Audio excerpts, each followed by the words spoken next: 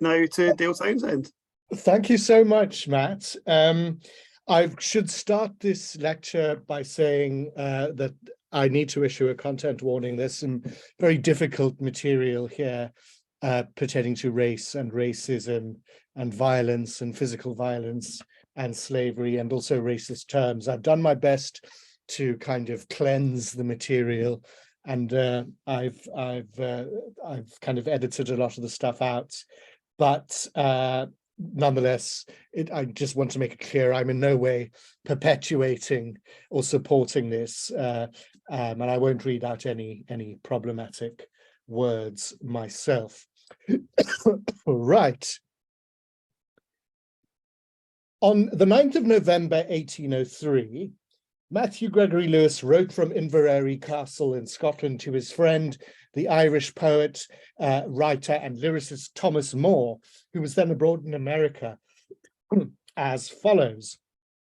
Among other things, I've read a book published by young Scotchmen on the subject of colonial policy, which really made my blood run cold while I perused it, for it stated very clearly that the inevitable consequences of the independence of St. Domingo would be the ruin of the other West Indian colonies, and of Jamaica in the first place, in which case, morbleu, I should be in a pretty pickle.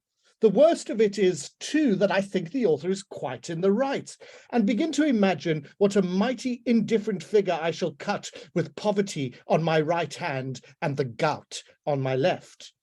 However, to return to the West Indies, and I've cut out a section here where he discusses his gouts. Sufficient to the day is the evil thereof, and therefore I will still indulge the hope that I shall one day be as rich as I was born to be, and that you will one day return from America as rich as you deserve to be. For, as the devil will have it, there is no going on without those same infernal riches, and then will be led such a life as never entered into the fairest visions of utopia. We will form a coterie, which shall be the rallying point of beauty, genius, and worth. No flimsy wits, would-be fashionables, or ugly mecenases in gowns and petticoats. No Lady Cork's Welsh porters or Harry Greville's. We will set up an academia for the elegant pleasures and the graces of life. The circle of our society shall be a sort of round robin of poetry, painting, music, love, and philanthropy, till the angels shall come down from heaven and beg Lady Charlotte Campbell to take them to sup with us. What do you think of the scheme? And yet, after all, it is both provoking and humiliating to think that such a dirty thing as money must needs be the foundation stone of so beautiful an edifice. Now, the young Scotsman to whom Lewis here refers is Henry Brougham, 1st Baron Brougham and Vaughan, who would later, as a Whig MP, play a prominent role in the passing of the 1832 Reform Act, and perhaps more significantly for us, the 1833 Slavery Abolition Act. In 1803, aged only 25, Brougham had published an inquiry into the policy of the European powers in Edinburgh, a study in which he had warned that the Haitian Revolution of 1791, in which self-liberated slaves had successfully rebelled against French colonial rule in San Domingo, sounded the death knell for colonial presence in other parts of the Caribbean, including Jamaica, the island on which Lewis's own family, on both the maternal and the paternal lines, had owned plantations and enslaved people since the beginning of the 18th century. Now, Lewis's sense of panic at reading Brougham's forecast for the future of the British colonies in the Caribbean is palpable. He dreads the onset of poverty that the loss of his family's sugar estates will bring, as much as he fears the exacerbation of the gout from which he is suffering. But I think the letter is fascinating in other respects too, for not long has Lewis negotiated the horrid possibility of dispossession and the loss of his family's sugar estates, impoverishment that he fears, then he starts to lapse into a decidedly queer fantasy of a withdrawal with Thomas More, the person to whom he's writing the letter, into an aestheticized world of poetry, painting, music, love, and philosophy. This is a fantasy world of male intimacy from which women have been excluded. But it is also a utopian world, Lewis realizes, that depends upon such a dirty thing as money. The resource, he writes, that must needs be the foundation stone of so beautiful an edifice. So my opening claim in this paper is that we can apply Lewis's sense here of the world of fancy and the world of the imagination being ultimately underpinned and upheld by dirty money, something that he finds both provoking and humiliating, to his entire oeuvre. Here is a writer whose lengthy career, from the work that he published as a public schoolboy at Westminster in the early 1790s, through to his posthumously published work, was underpinned by the dirty money derived from his family's slave-owning interests in the West Indies. Now, it's perhaps appropriate then that Lewis's entire oeuvre attests to a very deep-seated interest in slavery, and slavery of at least two kinds. We get a figurative or metaphorical kind of slavery, that is the condition or the fact of being entirely subject to or under the domination of some power or influence, that's the OED, or slavery in a very literal and particular and historical sense, the fact of slaves existing as a class in a community, the keeping of slaves as a practice or an institution. Now, from his juvenilia right up to including his posthumously published work, Lewis explores both aspects of the condition of slavery, sometimes using the interrelated terms slave, master, and enslavement loosely as synonyms for states of compulsion, or as a means of referring to the ever-shifting power dynamics that play themselves out within human relationships.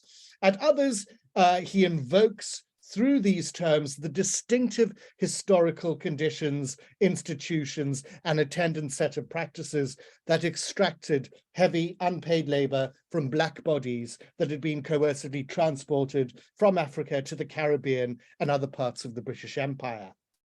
So slavery of the first variety, that is the figurative variety, I think works its way into the monk when, waking from a night of erotically charged dreams following Matilda's disclosure of her true sex, and remember that glimpse of her naked breast, a momentarily ashamed Ambrosio comes to regard himself as a slave to flattery, to avarice, and to self-love. And much of the subsequent narrative in the monk, I think, attests to the accuracy of this fleeting moment of insight. For his judgment clouded by the powers of lust and desire, Ambrosio's experience increasingly becomes that of one who is what Hamlet refers to as passion's slave. Later, when Matilda offers to put her powers of conjuration to the services of realizing Ambrosio's desire for Antonio, she explains that despite her initial reluctance to invoke an infernal spirit to her aid, she effectively conjured up in Lucifer a slave, she says, who was eager to perform my every bidding. I saw the demon obedient to my orders, she says. I saw him trembling at my frown and found that instead of selling my soul to a master, my courage had purchased for myself a slave. So when Ambrosio balks at the idea of summoning supernatural aid, Matilda attempts to reassure him by claiming that the enemy of mankind is my slave, not my sovereign. I think a false representation of the nature of her relationship with Lucifer, her master, that is very starkly reversed towards the novel's close. At this climactic moment, too, Lucifer, having been summoned by Ambrosio with the aid of that magical grimoire, appears before the wretched monk in the dungeons of the Inquisition and offers to be his slave if he, in turn, will reject the salvific powers of his creator. Are you prepared to renounce him who made you and who died for you? He asks. Answer, but yes, and Lucifer is your slave. So though Ambrosio's condition at this moment is such that he is swayed by this promise, his signing of the Faustian Pact brings no mastery over Lucifer, but only treacherous betrayal, further suffering and eventual death. So what you find is that master-slave relationships in the monk are highly capricious and mercurial, the subject positions continuously shifting in a very dangerous power play that leaves itself open to villainous misrepresentation and manipulation. And I think this is almost certainly a reflection of the numerous slave insurrections of the 1790s and the insecurity that this bred in British systems of slavery, not least of all the Haitian slave revolution of 1791. But through the extensive body of work that Lewis produces after the monk, he addresses with increasing frequency and intensity the topic of slavery in a much more literal and historical sense, repeatedly exploring in his later poetry, drama, and fiction a subject that was of urgent political interest in Britain of the late 18th and early 19th centuries. So we go back to the figure of Hassan in The Castle Spectre, for example, one of several dislocated Africans in the play, who incongruously finds himself enslaved to a feudal tyrant in a Gothic castle in medieval Wales, passionately rehearsing the sentimental discourse of abolition that had been gaining traction in British cultural life since at least the 1770s. Now, Lewis vehemently denies that this play was an incitement to slave rebellion, the likes of which had recently been witnessed in Jamaica during the Second Maroon War of 1795-6. But the Castle Spectre's dramatic harboring of the discontent of a righteously angry and vengeful slave was enough to cause considerable alarm among contemporary critics. So Lewis lends the voice of the slave, I think, a similar moral gravity in The Princess and the Slave, which is a ballad of magical transformation that he included in the first volume of the Tales of Wonder from 1801. As a reward for her act of charitable kindness to a wretched stranger, Selima, the Georgian slave, is spirited away from her enslavement to the unfeeling Nouronihar and transported to a timeless land of fairy enchantment. So as it does in a Gothic fiction like William Beckford's Vathek, the loosely orientalized setting of The Princess and the Slave serves to obscure, I think, slavery's relations to real historical conditions and reference, subsuming the practice instead into a generalized Oriental world that is characterized also by the titillating sexual enslavements of the harem or the seraglio. But another example is Lewis's Anaconda, an East Indian tale, which is one of the shorter prose pieces from his collection Romantic Tales of 1808. And this text treats the question of slavery in a far more localized and specific fashion, insofar as it is the story of the English nabob Everard Brooke and his faithful slave Mirza that is set in Ceylon, portions of which had become a colony of the British Crown by the treaties of Amiens in 1802. So, albeit in a more mediated register, Lewis returns to his interest in slavery in The Wood Demon, which is the theatrical afterpiece that premiered at Drury Lane on the 1st of April, 1807, an interesting date, exactly 1 week after the 1807 slave trade received royal assent, and which thereafter prohibited the trade in slaves throughout the British Empire. Though this short melodrama is set in feudal Holstein in Germany, it's difficult not to see a very pointed reference to recent legal and political events in Sangrida, who is the wood demon of the play's title, in her threat that if the magic clock that stands near her altar should strike 1 without any human blood having been spilled, she will make of Hardy Newt, another character in the text, a perpetual slave. So much of the poetry that Lewis produced in the first decades of the 19th century directly addresses slavery in its literal historical dimensions too. I'm thinking, for example, of his encomiastic tribute to Charles James Fox and Charles Fox's opposition to the slave trade in lines returning from the funeral of from Fox of 1806, through the very vivid descriptions of the sufferings that the slaves on board the Guinea ship endure at the hands of their white masters in Bill Jones, A Tale of Wonder of 1807. But even in Lewis's poems that are not overtly concerned with slavery, we often witness the notable return of the diction, the imagery, and the physical violence of slavery as they were experienced across the British Empire. One such example is the speaker's emotive account of how he's been brutally whipped by the lash, that notorious instrument of punishment most characteristically wielded by the slave driver when he takes up the life of a sailor on board a ship in the posthumously published poem, William or the Sailor Boy, which is an early ballad that in the manuscript is dated 1793. I won't read it, you can see it on your screen. So often in such, or albeit often in such displaced forms, an interest in slavery permeates the work of Lewis from his early writings right up until his last.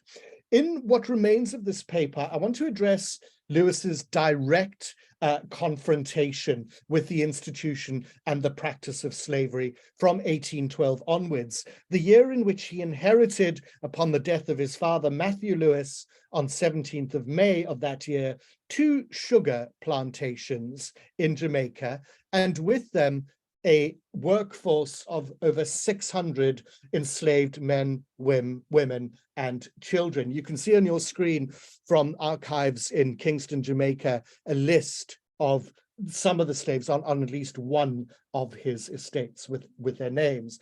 Now, this would prove to, when he inherits in 1812 these estates, this would prove to be a watershed moment, because from this minute onwards, he ceases his activities as a professional writer, simply because he's come into his paternal inheritance and he no longer needs to supplement his income in this way. And tellingly, his poems, which is a collection he publishes in 1812, and which appears in the same month that his father dies, is the last publication of his lifetime.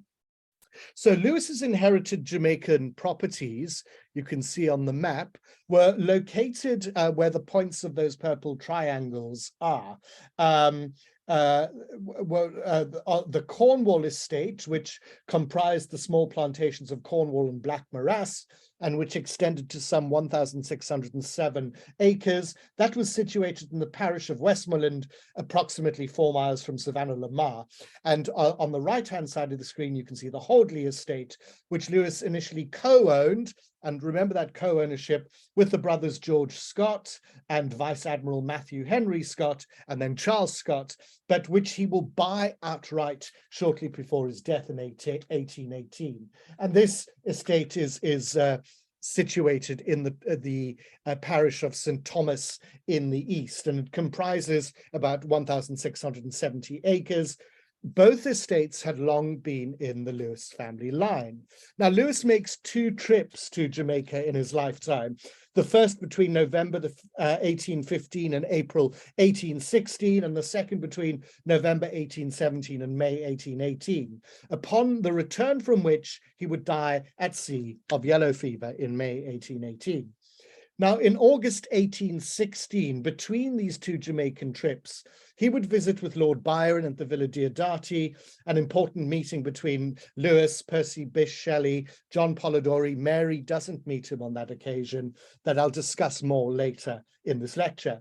So Lewis records his thoughts and impressions about slavery, liberation, emancipation, etc., in his Journal of a West India Proprietor, which is a memoir and a travel diary that is published posthumously in early 1834. Now, in generic terms, the text is seemingly very remote from Lewis's early Gothic writings, but it is very clear that he engages with and he perpetuates an unmistakably Gothic vision of Jamaica, the contours of which had been sketched out in such earlier texts as those displayed on your screen. There's a whole tradition of Gothic writing about Jamaica that Lewis draws on, but also extends. The important thing to note is that Gothic Jamaica, as Lewis figures it in his journal, both precedes and exceeds his own writing on the subject. As Britain's most lucrative colony in the 18th century, it is unsurprising to note that Jamaica had been subject to Gothic representation since the 1760s. Now, Lewis attempts in his journal to fashion Jamaica as a prelapsarian Edenic locale of natural splendor and bliss. But this fantasy is interrupted, ruptured, replaced by very pervading awareness of the manifold dangers of the place, an equally imaginary and phantasmatic construction that marks Jamaica out as the troubled Gothic locale of ghouls, ghosts, horror and terror, madness and violence, bewitchment and fatal enchantment. Now, here's the point I want to make. Almost routinely, Lewis's journal has been framed as a reformist or a humanitarian document in the history of British slavery.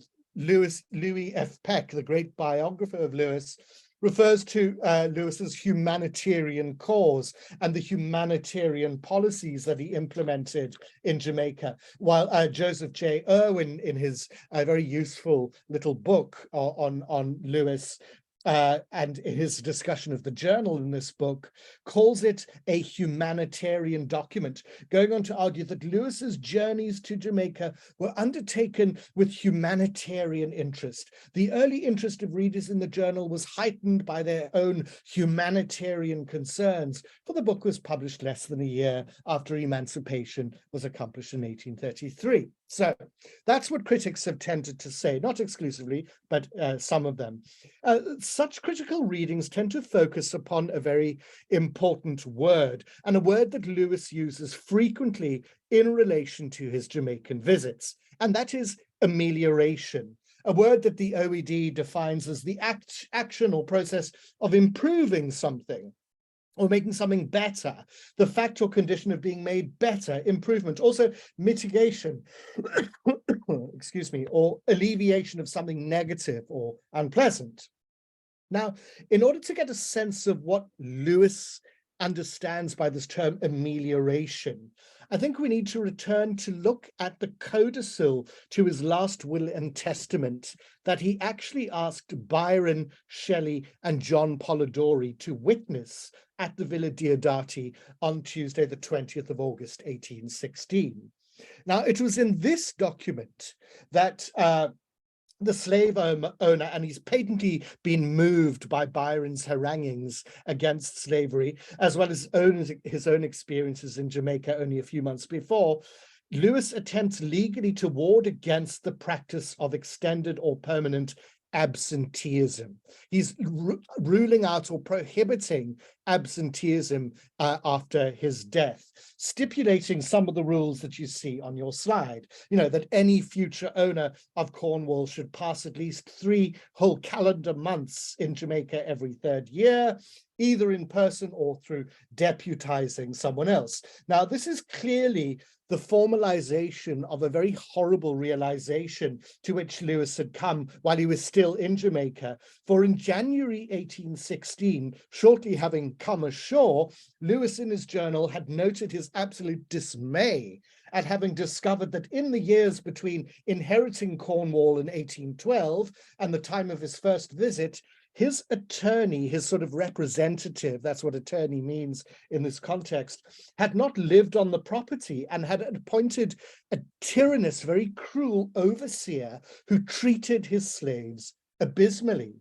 So had Lewis not visited Jamaica himself, he would have remained oblivious to the full extent of his slaves' suffering, for his attorney continued to misrepresent the true state of affairs in the letters that he sent back to England. So any future heir, Lewis in the Code of Sill insists, shall, during his residence in Jamaica, be considered as empowered to make any regulation which may appear to him likely to ameliorate the situation of the Negroes. There's that word again. So in addition to brief yet mandatory periods of residency, Lewis's legal heirs were also forbidden from selling any slaves or slave who happened to be owned by him at the time of his death. I hereby attach my Negroes to the state in which they may belong at that period, he writes, while also allowing for them to be set free via a process of manumission. If any future reader of Lewis's will were in any doubt as to the motives behind these demands in the Code of Sill, it was so as to ensure that his slaves could be assured of a visit from some member of his family who was interested in their welfare, he says, and through this to prevent their being abandoned to the unlimited superintendency of a possible cruel and abusive attorney or overseer. Now, the fourth of such documents that Lewis by this time had produced, and he produces many codicils to his will. This codicil that he writes up at the Villa Diodati was either to replace or to be read in conjunction with the one that he'd lodged with his other papers at Drummond's, the Private Bank in Charing Cross, and the one that was included in his last will and testament itself, which you can get from the National Archives, as well as the codicil that was currently in the keeping of Henry Wade Plumier, who's a slaveholder and Lewis's executor in Jamaica. Now, the last of these legal addendums still exists, and I let up a loud whoop of joy in the reading rooms in Kingston when I found it, but it's held today in the National Library of Kingston. This will, or this codicil, is written at Cornwall House. Let's see. This is written at Cornwall House, the main residence on the Cornwall estate, and it's dated the 24th of February, 1816, approximately 6 weeks into Lewis's first Jamaican visit. And the document provides very key insights into what, in the codicil of August 1816, Lewis explicitly refers to as his attempts at amelioration. It is my wish to give my Negroes upon this estate some lasting proof of my goodwill towards them, it reads, so that even when I shall be dead myself, they may have reason to remember with pleasure the year of 1816 when their master first came to see them. Now, in this codicil, most of Lewis's ameliorative interventions pertain to increasing the leisure time of his slaves. This is really what he's doing here. And the document itself serves as the kind of legal formalization of changes that his journal records him having effected at Cornwall in the first few months of 1816. And you can see a much more detailed breakdown on how Lewis affected this increase in leisure time on your slide. What is important to remember is that it involved giving his slaves more holidays, more public celebrations, extra rations of food and rum on these so-called play days. And if any future master of Cornwall should, after Lewis's death, willfully dare to deprive his slaves of 1 hour of these extra leisures, he ominously warns that that master shall forfeit the estate, which shall go to the next heir. Now, there are other ameliorations that Lewis puts in place especially on Cornwall in 1816. Remember, he co-owns Hoadley, so he hasn't bought it outright yet. He only has complete control over Cornwall, and he tries to effect similar changes at Hoadley, although he only owns half of it. Many of these other ameliorations pertain to the administering of punishments, and include the banning of the use of the exorable cart whip for the lashing of offenders, a very controversial change in regimes that was met with considerable consternation, if not disapproval, by Lewis's own agent and other Jamaican planters alike. He outlaws the physical striking of the enslaved and the use of abusive language. He also sets in place the regulation that no punishments are to be inflicted without the agreement of the estate trustee. And so as to ensure that they remain consistent, moderate, and humane, all punishments inflicted on Cornwall were to be entered into a register that recorded the offence, the nature, the quantity of the punishment, as well as the name of the slave concerned, a practice that allowed in principle for any slave to seek redress from the overseer for any particularly severe or unjust punitive act. No black slave driver was permitted to inflict any punishment him or herself, and no slave was to be punished until 2 hours had elapsed between his committing of the fault and his suffering for it, a measure introduced, Lewis explained, in order that nothing should be done in the heat of passion. What he also does is that he insists that wherever possible, oxen-drawn ploughs are to be substituted for the grueling physical labor of enslaved bodies. He also builds a new hospital on Cornwall for the confinement of pregnant women and for the seriously ill. He's got a thing about malingerers, slaves who are lazy, he says, and who pretend to be ill. But such evidence of his seeming overindulgence, and he's accused by people around him in Jamaica, other slave owners, of overindulgence, of overindulging his workforce. And this makes him vulnerable to legal challenges that he was violating Jamaican law. And on the 4th of March 1816, the Assize Court for the County of Cornwall, Mr. Stewart the Custos, or the Governor of Trelawney, and a presiding judge were rumoured to have brought a charge against him for calling the peace of the island in question, promoting disorder and confusion, and infringing the established laws by his insidious practices. So Lewis remains preoccupied with slavery and the condition of his slaves on Cornwall ever since his return from Jamaica, his first trip in June 1816, before he goes to visit with Byron and Shelley. He remains so throughout his tour of parts of Switzerland and Italy. After his time with Byron in Geneva, he visits him in Italy near Venice in the latter part of 1816. By 1817, late 1817, he's back in London, and he writes a letter to William Wilberforce. Now, of course, William Wilberforce, you will know, is that key figure in the campaign for emancipation on the 16th of October, 1817. And what Lewis is doing is he's seeking counsel on a particularly pressing issue. On the 1st of next May, i.e. May 1818, I shall have 600, if not 700 Negroes at my absolute disposal. Now, were you in my situation, he says to Wilberforce, the great campaign for liberation, emancipation, what would you do with your Negroes at your decease? Now, the background to this letter is that Lewis was about to buy out that co-owned Hoadley estate. He's about to buy out the Scott brothers from Hoadley and thereafter taking over the entire estate. So consequently, he was soon to become the owner of the slaves on both of these estates, over 600 enslaved men, women, and children, evenly distributed across the Cornwall and Hoadley estates.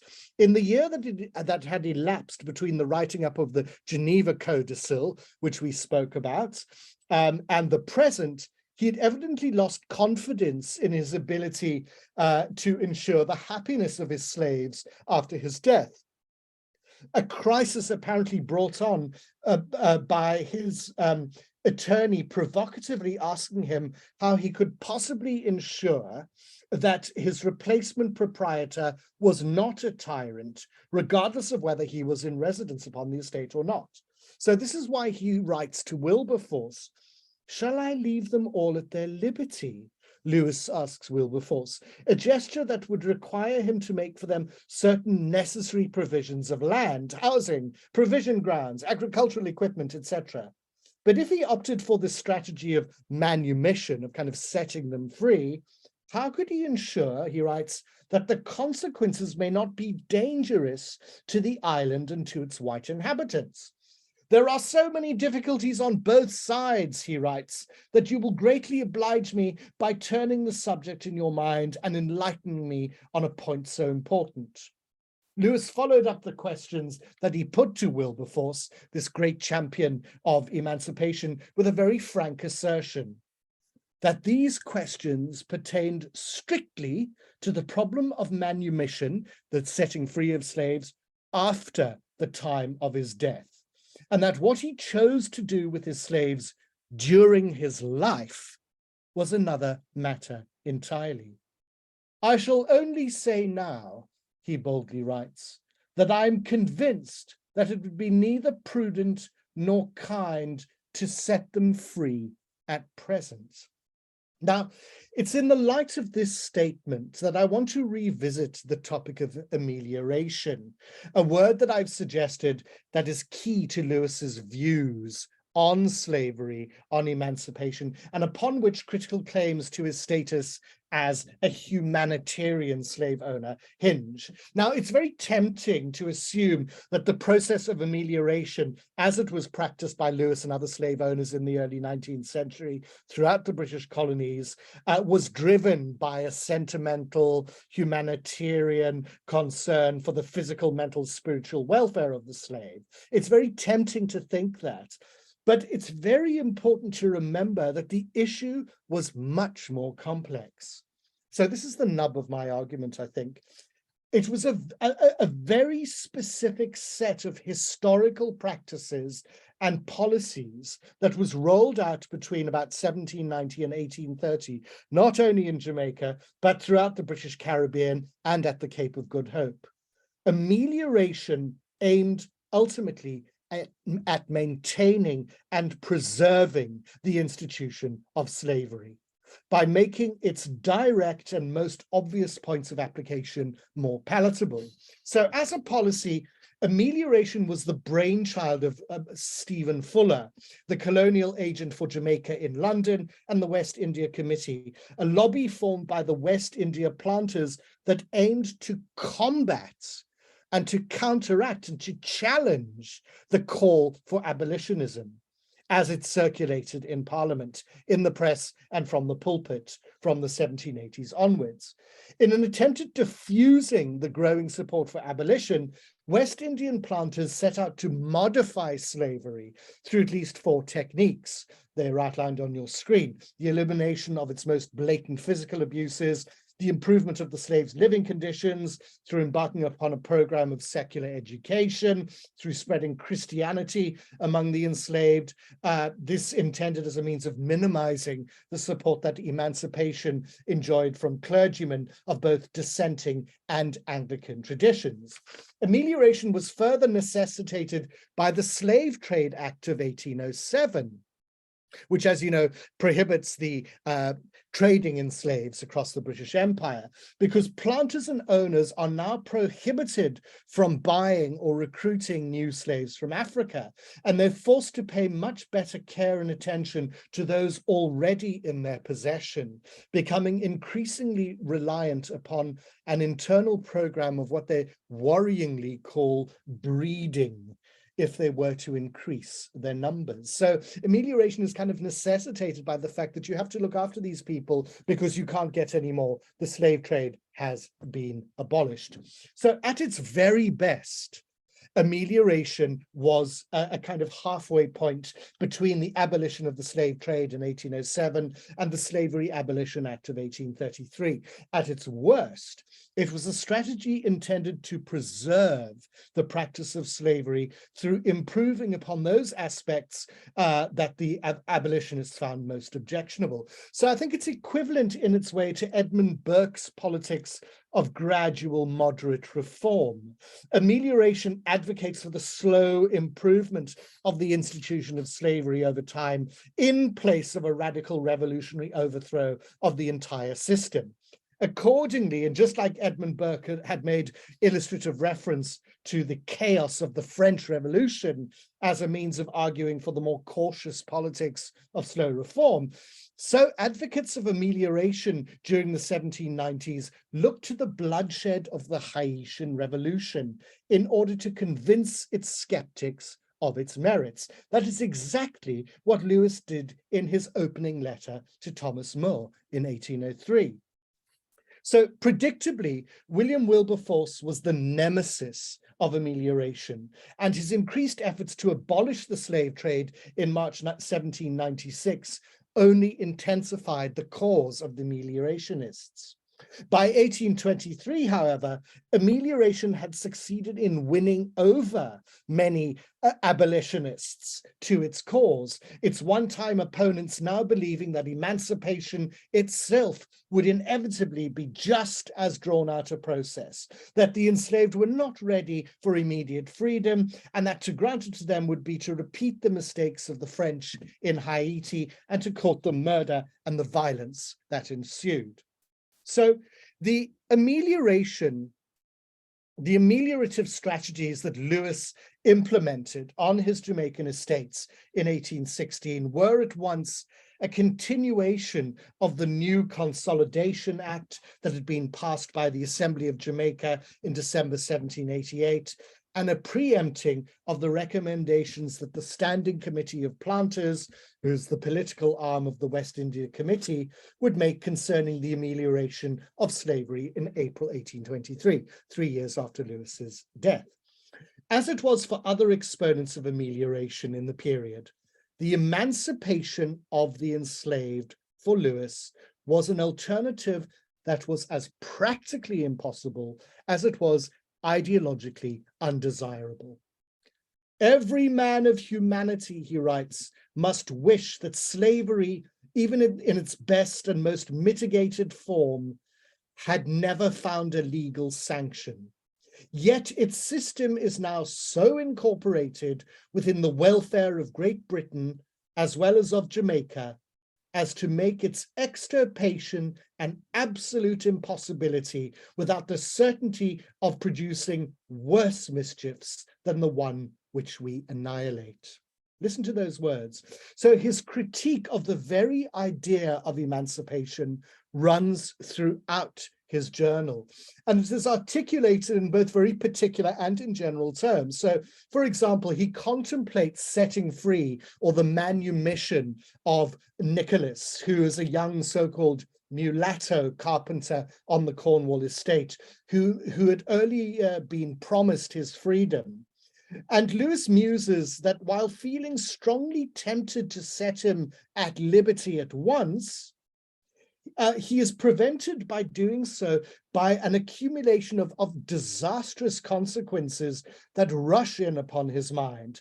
Others would be likely to expect the same, he thinks. He would be left with almost no hands to cultivate the estate, and his slaves, 2/3 of whom had been born on the estate, and many of whom were lame, dropsical, and of a great age, would cruelly be forced to fend for themselves. So he contemplates manumission for Nicholas, but he's kind of completely freaked out by the range of apocalyptic scenarios that this brings up in his mind.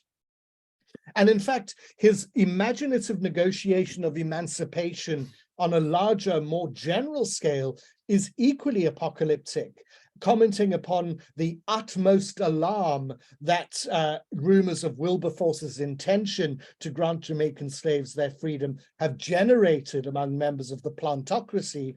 He adds that the next step in all probability would be a general massacre of the whites and a second part of the horrors of St. Domingo. We're back to St. Domingo. Such fears, of course, only enhance Lewis's sense that Jamaica is a Gothic locale. And as he would later do in his letter to Wilberforce in October 1817, Lewis in the journal continuously marks out his differences from the emancipationist agenda. He willfully contradicts the findings of the African Institution, which is the abolitionist body that had been founded by Wilberforce and James Stephen after the passage of the 1807 Slave Trade Act. And he stresses that far from being aware of themselves as disposable objects who might be replaced at any moment by new stock, quote, brought in from Africa, the slaves on Cornwall are all too aware of themselves as the invaluable, another awful quote, breeders or providers of children. Look at the quotation, on my arrival. Look at that. Similarly, when he learns that Cudjoe, who's an aged slave whom he cares for and feeds from his own table, is sufficiently economically empowered as to be able to hire for himself a carer and a mistress from a brown man in the mountains at the rate of £30 per year, Wilberforce and the African Reporter, the African Institution's annual report, bear the brunt of another very facetious observation. Look at what Lewis writes when he hears that slaves have enough money to hire carers in their old age. I hope that this fact will convince the African Reporter, which is the kind of annual report of this anti-slavery organization, that it is possible for some of this, look at the facetious quotation marks, oppressed race of human beings, of these our most unfortunate fellow creatures, to enjoy at least some of the luxuries of civilized society. And I doubt whether even Mr. Wilberforce himself, with all his benevolence, would not allow a Negro to be quite rich enough who can afford to pay £30 a year for the hire of a kept mistress. So here's the rub. Coming to the end now, here's the rub. As it was for many advocates of amelioration, it is quite possible for Lewis to voice his repugnance for the slave trade. And throughout his work, as in his journal, he refers to the execrable slave trade with its attendant terrors and sufferings on the voyage in the passage from Africa. There's no doubt he's very opposed to the slave trade, but he remains equally opposed to the prospect of emancipation. As he saw it, the enslavement of Black people in the Caribbean was already an amelioration of their condition in Africa. And if he were capable, he says, and I love this quotation, if he were capable of drinking from the river of Lethe, the classical river of oblivion and forgetfulness, a goblet of water that buried the memory of the dreadful passage from Africa to Jamaica, if you could drink from the waters of Lethe and forget the passage from Africa on the slave ships, he would not hesitate to choose the life of a Jamaican slave over that of an English laborer. So he's opposed to the slave trade, but ultimately supportive of slavery itself. This might horrify you. He remained an active participant in the internal economy for the buying and selling of slaves that legally persisted in Jamaica long after the Act of 1807. So you can no longer buy slaves from Africa, but you can still buy and sell them within Jamaica. And he continues to do that. If you look on your screen, you will see this column here. This again is a document from the Jamaican archives. As this document reveals, Lewis bought 4 slaves from William Hill in May 1816. Look how late that is. 6 slaves from Daniel Masters in September 1816, and 17 slaves from the estates of Patrick Knight. 1 dead, he writes, 1 useless, 1 for free, in August 1817. So he's continuing to engage in this internal Jamaican economy of buying and selling people. What made such practices conscionable was the very fact of amelioration itself.